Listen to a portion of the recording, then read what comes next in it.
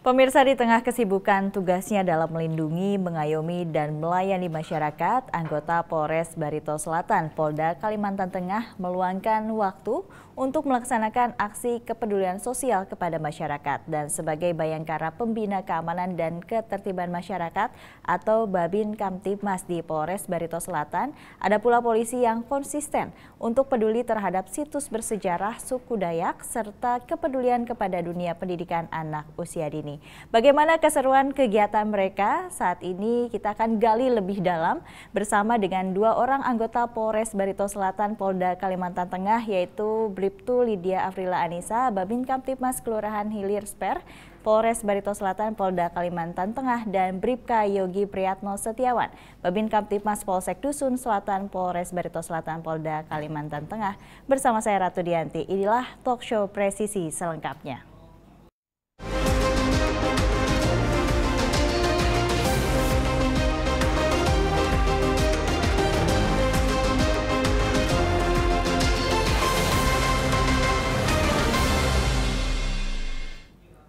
Selamat datang Bribtu Lydia dan juga Bribka Yogi, apa kabar?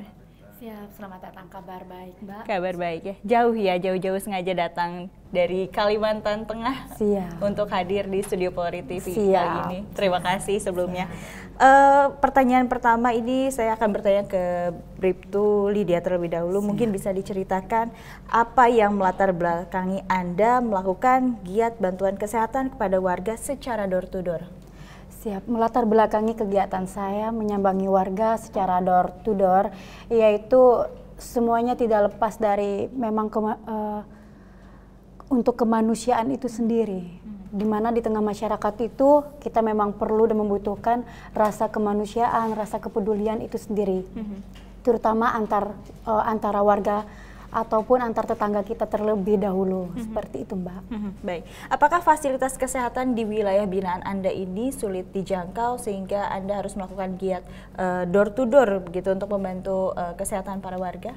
Siap, sebetulnya untuk fasilitas kesehatan itu sendiri tidaklah jauh dari tempat saya, di mana tempat saya itu merupakan di Kelurahan Hilir Sper, itu merupakan di tengah kota. Namun saya memiliki satu RT, yaitu RT 22 yang sering disebut di Buntok Seberang, yang dimana menuju ke Buntok Seberang itu kita memerlukan melalui jalur air, seperti itu Mbak. Jadi untuk ke tempat kesehatan itu sendiri, mereka memang perlu menggunakan perahu kayu ataupun perahu mesin melewati sungai Das Barito itu sendiri untuk menuju ke tempat kesehatan tersebut.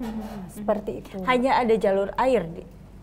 Siap, untuk di daerah RT 22 Buntok Seberang itu hanya memiliki jalur air, tidak ada jalur darat untuk menuju ke kota Buntok itu sendiri.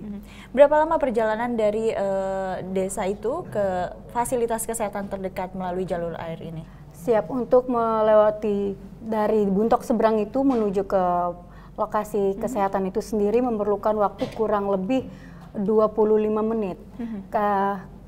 Kenapa sampai 25 menit? Karena mereka harus bersama-sama dulu Mbak, untuk menunggu penumpang yang lain untuk menyeberangi sungai tersebut. Selanjutnya pada saat sudah menyeberang, mereka baru menggunakan roda 2 untuk menuju ke lokasi kesehatan tersebut. Seperti itu. Baik.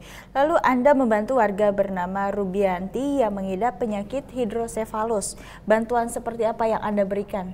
Siap, untuk saya koreksi sedikit ya Mbak, untuk warga anak yang terkena hidrosefalus itu bernama Ainun dan Agatha. Sering kita sebut Tata, di mana untuk penanganan itu sendiri saya selaku Babin Kamtibmas berkoordinasi bersama Kapolsek Dusun Selatan dan Kapolres serta Ketua Bayangkari cabang Barito Selatan itu sendiri berkoordinasi lagi ke Dinas Kesehatan dan Dinas Sosial. Dengan begitu kami bersama-sama menuju rumah Agatha dan Ainun itu untuk memberikan bantuan.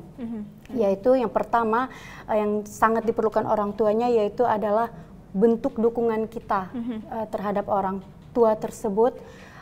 Selanjutnya kita akan membantu memberikan mungkin sedikit bantuan berupa sembako atau bahan makanan yang memang perlu, dan itu khusus untuk anak pengidap hidrosefalus itu sendiri, seperti itu.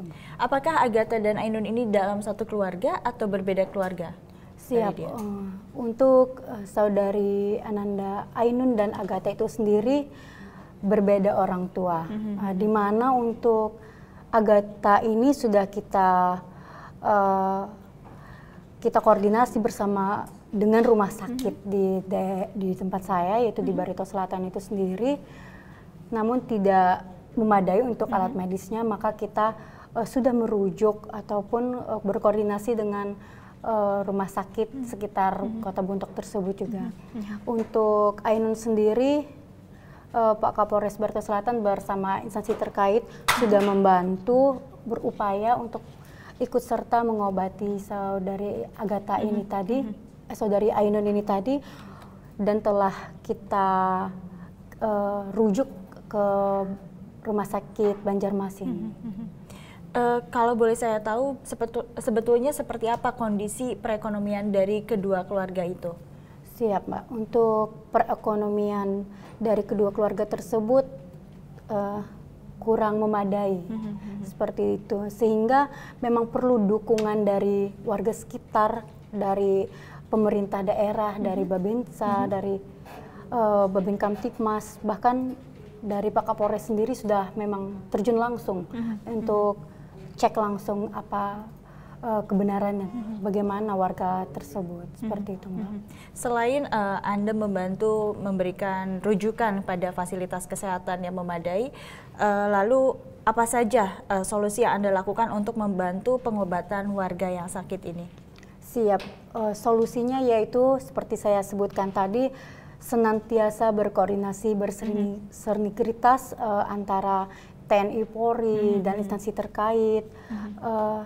Tidak luput juga tetap berkoordinasi kepada Kapolsek Selatan, kepada Pak Kapolres juga, seperti itu. Untuk kita memikirkan ke depannya seperti apa agar warga kita ini nanti tidak merasa mungkin merasa direndahkan atau seperti diasingkan seperti itu ya. Makanya kita senantiasa berkoordinasi agar nanti ke depannya kita dapat memberikan kehidupan yang cukup layak, seperti itu. Baik. Mbak Lydia, ini rata-rata di sana, di wilayah binaan Anda khususnya begitu ya, warga itu berprofesi sebagai apa? Apakah adanya keterbatasan biaya yang menyebabkan mereka untuk tidak pergi berobat ke rumah sakit? Siap, betul sekali, Mbak. Untuk di wilayah saya sendiri itu rata-rata profesi pekerjaannya itu hanyalah buruh harian lepas dan nelayan, seperti itu. Itu yang mengakibatkan mereka tidak berobat ke tempat pelayanan kesehatan, seperti itu. Jadi memang karena keterbatasan biaya begitu ya. Baik. Selain membantu warga yang memerlukan fasilitas kesehatan begitu ya, Anda juga mengunjungi tempat-tempat ibadah untuk menjaga Kamtipmas. Apa yang Anda lakukan dalam giat tersebut? Nah, ini ada yang menarik ini, Mbak. Untuk kami mengunjungi tempat-tempat ibadah itu, Pak Kapolres sendiri itu mempunyai inovasi. Apa itu inovasinya? Yang disebut Sri Kandi Mobile, di mana pada setiap hari Jumat dan hari Minggu itu Polwan Polres Barito Selatan itu wajib mengunjungi tempat-tempat ibadah. Entah itu kita melakukan gatur, menyambangi, tujuannya yaitu untuk menjaga Kamtipmas yang ada di Barito Selatan. Dikarenakan pada hari Jumat itu para jemaah yang laki-laki ini kan melakukan sholat Jumat, sehingga rentan untuk para kaum wanita yang ditinggalkan para jemaah itu beraktivitas pada saat ditinggalkan, seperti itu. Jadi memang sengaja diturunkan semua polwan personilnya untuk menjaga istri-istri atau perempuan-perempuan yang sendirian begitu mungkin dia di rumahnya. Baik.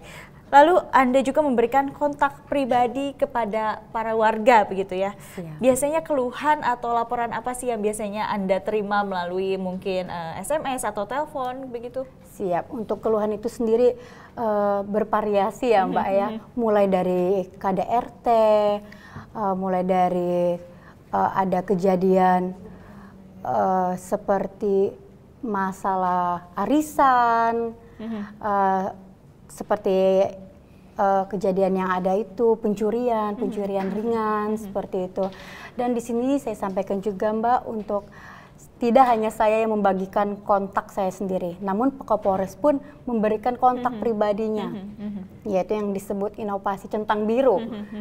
Nah itu jadi Babin Kamtipmas ini wajib lebih dahulu dibandingkan daripada nanti masuk Pak Kapolres dulu. Jadi Babin Kamtipmas wajib lebih dahulu tahu bagaimana situasi wilayahnya dan bagaimana warganya. Seperti itu Mbak. Baik, terakhir Mbak Lydia, pesan apa yang ingin Anda sampaikan pada masyarakat tentang pentingnya hidup bersosial dan saling tolong-menolong?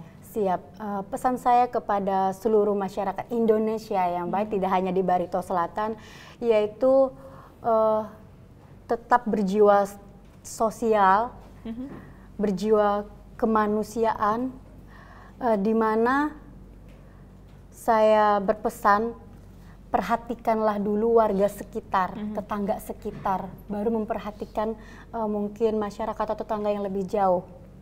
Kenapa?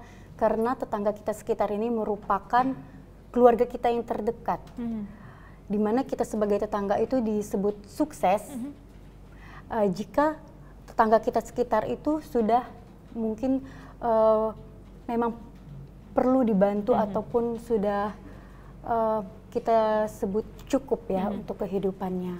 Selanjutnya saya juga menyampaikan, yaitu saya tetap berprinsip dengan tabur tuai, di mana pada saat kita apa yang kita tabur itulah yang kita tuai, seperti itu Mbak. Baik, terima kasih Mbak Lydia atas perbincangannya. Kemudian saya akan berbincang dengan Bribka Yogi Priyatno tentang situs bersejarah Dayak Rumah Merah. Namun sebelumnya kita harus jeda terlebih dahulu. Pemirsa tetaplah bersama kami, Talk Show Presisi akan segera kembali.